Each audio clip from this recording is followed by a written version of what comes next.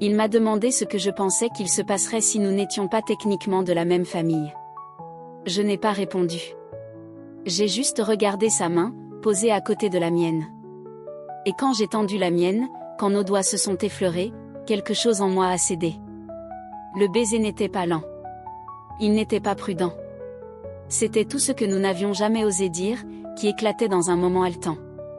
Quand il a tremblé sous mon toucher, je ne l'ai pas arrêté. Je lui ai montré, sans mots, jusqu'où nous étions déjà allés. Silencieusement. Volontairement. Mon nom est Isabelle. J'ai 21 ans. Je suis en 3e année à UC Berkeley. Et jusqu'à vendredi dernier, je n'étais pas revenue dans ma ville natale depuis près de 9 mois. Je n'ai dit à personne que je venais. Ni à mon père, ni à Ellie, ma belle-mère, et encore moins à Tyler. J'ai juste préparé un sac de week-end, réservé le billet Greyhound le moins cher, et j'ai laissé la côte de l'Oregon me ramener chez moi, comme une marée. Je me suis dit que ce n'était qu'une pause avant les examens. Mais au fond, je crois que je voulais juste ressentir quelque chose de familier à nouveau. Quelque chose de chaleureux. Quelque chose comme chez moi. Il était fin d'après-midi quand je suis descendue du bus. La maison paraissait plus petite. Les lumières du porche clignotaient encore. Tout était pareil, sauf moi. Papa était en conférence. Ellie installait une exposition. Alors, quand j'ai ouvert la porte, il n'y avait que moi, et le silence. Les bougies au jasmin parfumaient encore légèrement les couloirs. Puis, j'ai entendu. Isabelle ? Tyler. Il se tenait en haut des escaliers, pieds nus, sortant tout juste de la douche, une serviette nouée bas sur les hanches. Ses cheveux bouclés gouttaient sur son front. « Beau, désolé » a-t-il murmuré en se retirant dans sa chambre. « Je ne savais pas que tu venais. » J'ai tenté de rire, mais ma voix s'est brisée. Ce n'était pas vraiment prévu. J'avais juste besoin d'une pause. Quand il est revenu, habillé cette fois, j'ai mieux regardé. Ce n'était plus un garçon. La dernière fois que je l'avais vu, il avait 17 ans, maladroit, grand et mince, trébuchant sans cesse sur ses propres pieds. Maintenant, il avait des épaules qui remplissaient son t-shirt et une voix au bord rugueux. Même ses yeux, bien qu'ils soient toujours de la même couleur, ne fuyaient plus. On s'est retrouvés dans la cuisine à échanger quelques banalités gênantes, l'école, la météo, l'obsession d'Ellie pour la poterie minimaliste. Puis il a disparu dans le garage pour réparer une chaîne de vélo. Moi, je suis montée à l'étage, me demandant pourquoi l'air semblait soudain plus lourd. Cette nuit-là, allongée dans ma chambre d'enfant, je n'ai pas pu dormir. Les murs étaient les mêmes, mais quelque chose en moi ne l'était plus. Un bourdonnement avait commencé. Un frémissement que je ne savais pas nommer. Le lendemain, Ellie est partie tôt. Elle a embrassé mon front, m'a dit qu'il y avait de la soupe dans le frigo et que la maison avait besoin d'air. Alors, j'ai erré dans la maison comme un fantôme. Mes doigts glissaient sur les vieux meubles, frôlaient les souvenirs cachés dans les coins et les planches grinçantes. Mais ce n'est qu'à minuit que les choses ont changé. Je descendais chercher un verre d'eau. Juste au moment où j'atteignais la cuisine, le frigo s'est ouvert. Tyler. Il a sursauté légèrement, puis a souri doucement. Je ne voulais pas te faire peur. Il portait un pantalon de pyjama en flanelle, un sweat à capuche, ses cheveux en désordre à cause du sommeil.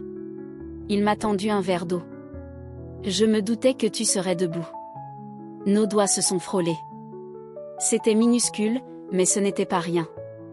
On s'est assis ensemble dans le silence, éclairé seulement par la lumière de la lune à travers la fenêtre.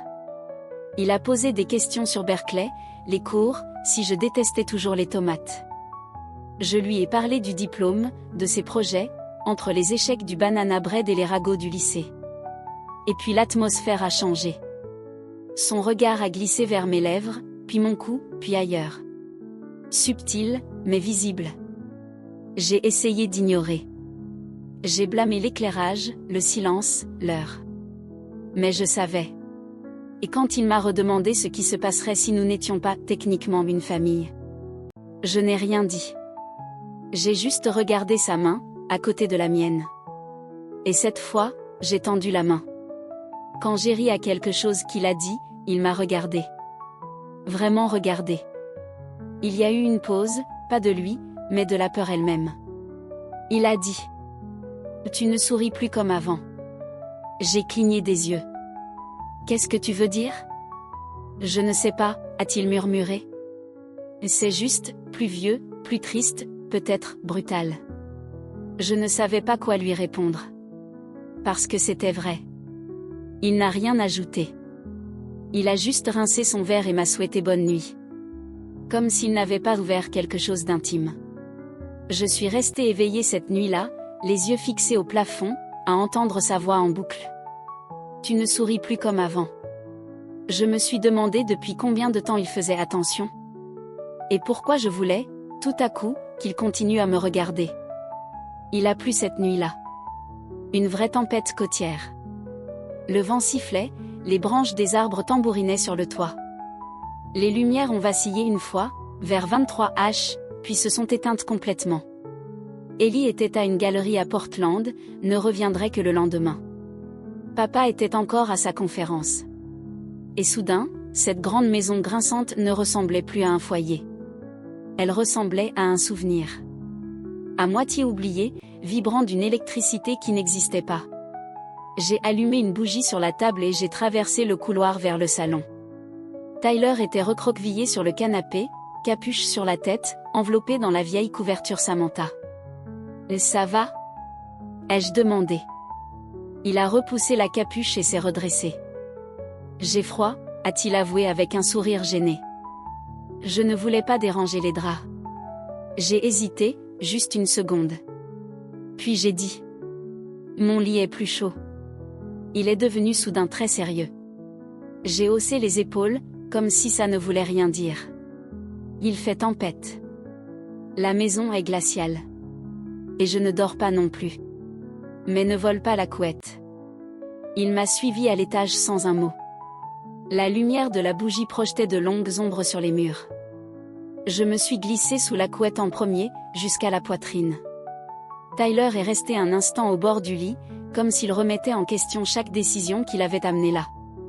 Puis il s'est lentement allongé sur le côté, gardant un espace respectueux entre nous. Pendant quelques minutes, on est juste resté là. Immobile.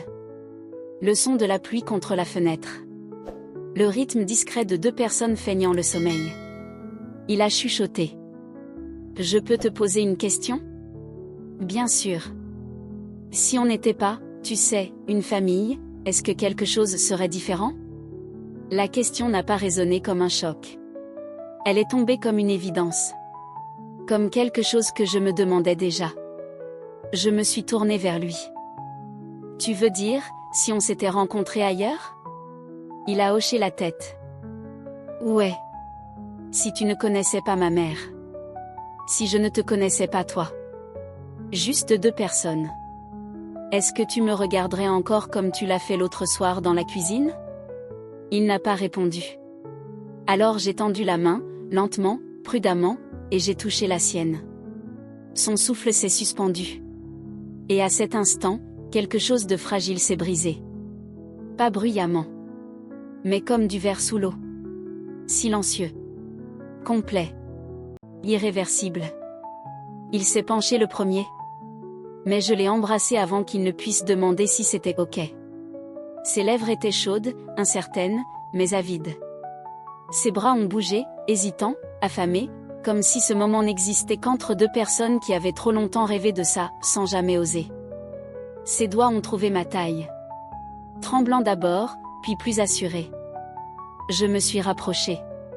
L'espace entre nous a disparu.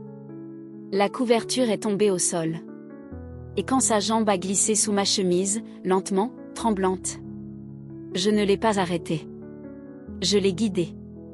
Si tu t'es déjà senti déchiré entre ce qui est juste et ce que tu désires. Ou entre ce que tu ressens et ce que le monde t'interdit. Laisse un commentaire. Et si cette histoire touche quelque chose en toi, pense à nous soutenir avec un super chat ou un super sticker. Cela nous aide à continuer à partager ces vérités non racontées, aussi belles que compliquées. Le rythme de son souffle s'est emmêlé au mien. Il n'y avait plus de mots. Juste des sons. Des soupirs.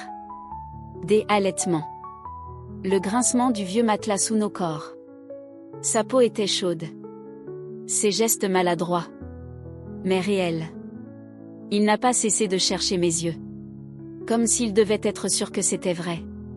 Que je n'allais pas disparaître. Je l'ai repoussé, puis je l'ai attiré contre moi.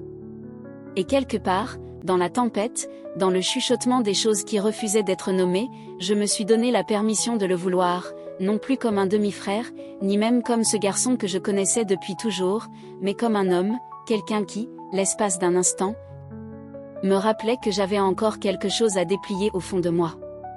Le lendemain matin, nous n'avons pas parlé.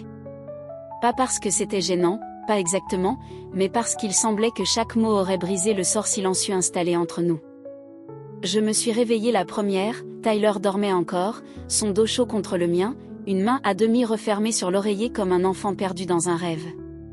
Pendant une seconde, je suis restée là, les yeux fixés au plafond, à écouter les oiseaux et le léger bourdonnement du monde qui reprenait son rythme normal.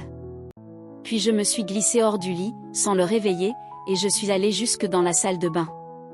Mon reflet paraissait identique et différent, cheveux en bataille, paupières encore gonflées de sommeil, lèvres un peu tuméfiées par trop de baisers interdits. Ce n'était pas la culpabilité qui me regardait, mais quelque chose de plus compliqué, d'indicible. En bas, j'ai préparé le café comme si de rien n'était. Tyler est entré 20 minutes plus tard, cheveux humides d'une douche rapide, vêtu d'un vieux sweat de mon père. Nos regards se sont croisés, hésitants, mais pas honteux. « Salut » a-t-il soufflé. « Salut » Nous avons siroté en silence. Puis il a lâché, d'une seule traite. C'était réel, hein? Je l'ai vraiment regardé, et j'ai tout vu dans son visage, la peur, l'émerveillement, la vulnérabilité de celui qui a franchi une ligne sans savoir comment revenir en arrière. J'ai hoché la tête. Oui, c'était réel. Il a souri, presque triste. D'accord. Nous ne nous sommes plus embrassés ce jour-là, nous ne nous sommes même pas assis trop près, mais quelque chose avait définitivement changé entre nous, et nous le savions tous les deux. Plus tard, dans l'après-midi, pendant qu'il promenait le chien, je me suis installée sur la terrasse, feuilletant un vieil album photo qu'Ellie avait sorti la veille. Une image m'a coupé le souffle, Tyler et moi, 6 ans plus tôt, un 4 juillet. Je terminais le lycée, lui, frêle garçon de 13 ans, brandissait une étincelle, appareil dentaire brillant, mon bras autour de ses épaules. Nous avions l'air de vrais frères et sœurs. Je n'arrivais plus à concilier ce souvenir avec le frisson de son souffle contre mon cou, la veille au soir. En début de soirée, Ellie a appelé de la galerie pour dire qu'elle resterait peut-être une nuit de plus à Portland. J'ai répondu, d'accord, trop vite, trop joyeusement, et j'ai vu Tyler, dans le couloir, dont le regard signifiait « Tu ne trompes personne ». Après un dîner de pâtes réchauffées et de silence maladroit, nous nous sommes assis devant une série Netflix quelconque. Il ne cessait de me lancer des coups d'œil en coin, je feignais de ne pas le voir. Sans prévenir, la voix d'Ellie a résonné par le haut-parleur qu'elle avait laissé sur le comptoir. « Dis donc, c'est moi ou Tyler sourit tout seul depuis une semaine ?» Je me suis figée, ma tasse à mi-chemin. Tyler s'est étranglé avec son soda, a marmonné quelque chose d'incompréhensible, puis a filé à l'étage. J'ai éclaté de rire, premier éclat de légèreté depuis les événements. Mais quand le rire s'est éteint, je suis restée seule, face à l'écran, me demandant, que sommes-nous maintenant ? 2 personnes qui ont franchi la ligne ? Ou 2 êtres qui ont enfin reconnu un sentiment enfoui ? Mardi matin, l'air sentait le sel et le pain humide. Tyler m'a aidé à charger mon sac dans le coffre. Nous n'avons presque rien dit, nous savions que l'adieu n'aurait pas de déclaration grandiose, seulement le silence lourd de ceux qui ont vu trop de choses et dit trop peu. Ellie dormait encore à l'étage, papa ne rentrerait pas avant le week-end, et la maison, autrefois pleine de souvenirs d'été, semblait soudain fragile. Tyler, pieds nus sur l'allée comme lorsqu'il était enfant, avait l'air, un instant, de ce gosse de 9 ans qui frappait à ma porte pour construire des cabanes de couverture. Je suppose que c'est le moment où on fait comme si rien n'était arrivé, dit-il sans vraiment me regarder. J'ai secoué la tête. Non. C'est le moment où on se souvient que c'est arrivé. Il a souri, petit, honnête, un peu brisé.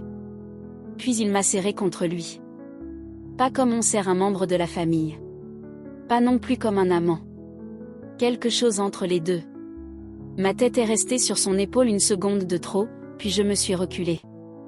Il n'a pas essayé de m'embrasser, et je ne l'ai pas voulu, parce que ce n'était plus l'instant du désir, mais celui du lâcher-prise. En quittant le quartier, je suis passée devant les hortensias qui fleurissent toujours trop tôt, dans le rétroviseur, je l'ai vu une dernière fois, main dans les poches, regard fixé sur la route. Dans le bus pour Berkeley, j'ai contemplé la côte de l'Oregon, laissant le souvenir de cette nuit me submerger comme la marée, toujours là, jamais tout à fait parti. Nous ne nous sommes rien promis, nous n'avons même pas mis de nom sur ce que c'était. Pourtant, alors que les collines défilaient, je réentendais sa question dans le noir, si nous n'étions pas une famille, qu'est-ce qui se serait passé? La réponse, muette mais indéniable, pesait contre ma poitrine, nous le savions déjà, tous les deux. Cette histoire n'est pas là pour glorifier les frontières floues, ni pour peindre l'interdit sous un jour romantique. Ce qui est arrivé entre Isabelle et Tyler ne vient pas seulement du désir, cela vient de quelque chose de plus calme, de plus humain. Parfois, les lignes que l'on nous dit de ne jamais franchir sont celles que l'on effleure, juste pour sentir à nouveau que l'on est vivant. Ce qu'Isabelle a ressenti n'était pas mal, à cause de qui Tyler était, mais compliqué à cause de ce qu'elle devait être, la bonne fille, la belle-sœur exemplaire. Une nuit lui a rappelé ce que cela faisait d'être vraiment vu. Peut-être que votre histoire est différente, peut-être n'avez-vous jamais dormi dans la chambre de votre demi-frère. Mais si vous avez déjà cherché cette connexion, ce regard qui dit « tu comptes », alors vous comprenez. Si ce récit a éveillé quelque chose en vous, si vous avez déjà lutté avec un sentiment trop complexe pour être expliqué, laissez un commentaire. Merci de votre écoute. Au revoir.